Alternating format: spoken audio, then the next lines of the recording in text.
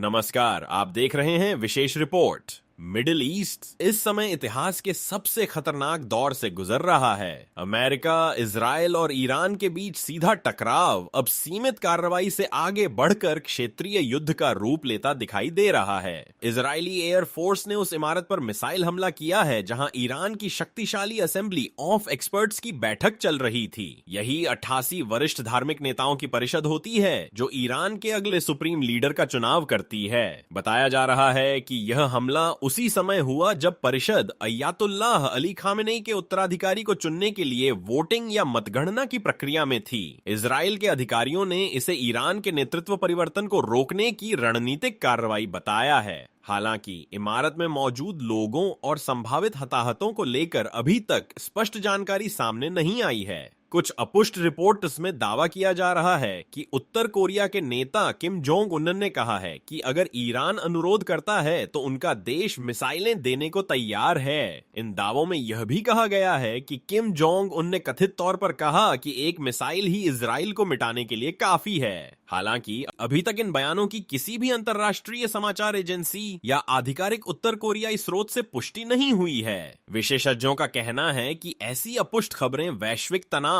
और कूटनीतिक माहौल को प्रभावित कर सकती हैं। आइए जानते हैं कैसे शुरू हुआ ताजा संघर्ष।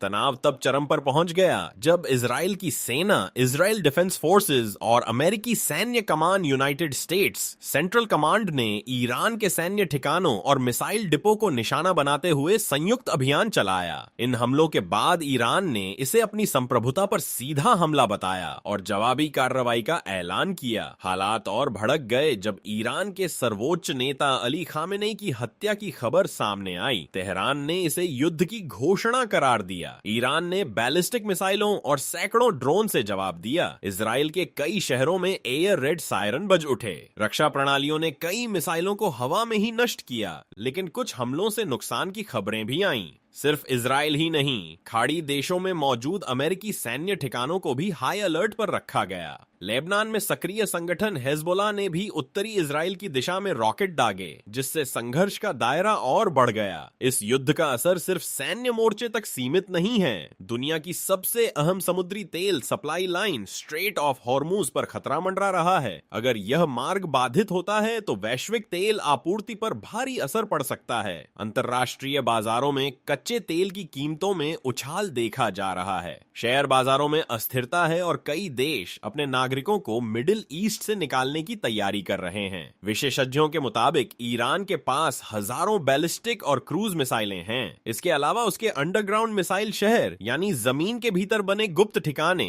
उसे लंबी लड़ाई लड़ने की क्षमता देते हैं। हालांकि लगातार हमले करने से हथियारों का जखीरा तेजी से कम हो सकता है। सैन्य विश्लेषकों का मानना है कि अगर संघर्ष लंबा खिंचता है तो रणनीति और संसाधनों का संतुलन बेहद अहम होगा। संयुक्त राष्ट्र और कई बड़े देशों ने तत्काल युद्ध विराम की अपील की है, लेकिन जमीनी हालात बताते हैं कि फिलहाल दोनों पक्ष पीछे हटने के मूड में नहीं हैं। अमेरिका का कहना है कि उसका मकसद खतरे को निष्क्रिय करना है, जबकि ईरान इसे अपने अस्तित्व की लड़ाई बता रहा है। मिडिल ईस्ट इस समय एक निर्णायक मोड़ पर खड़ा है। अगर कूटनीति ने जल्द रास्ता नहीं निकाला तो यह संघर्ष पूरे क्षेत्र को बड़े युद्ध की आग में झोंक सकता है। दुनिया की निगाहें अब तेहरान, तेल अवीव और वॉशिंगटन पर टिकी हैं। फिलहाल के लिए इतना ही। जुड़े रहिए हमारे साथ हर ताजा अपडेट के लिए।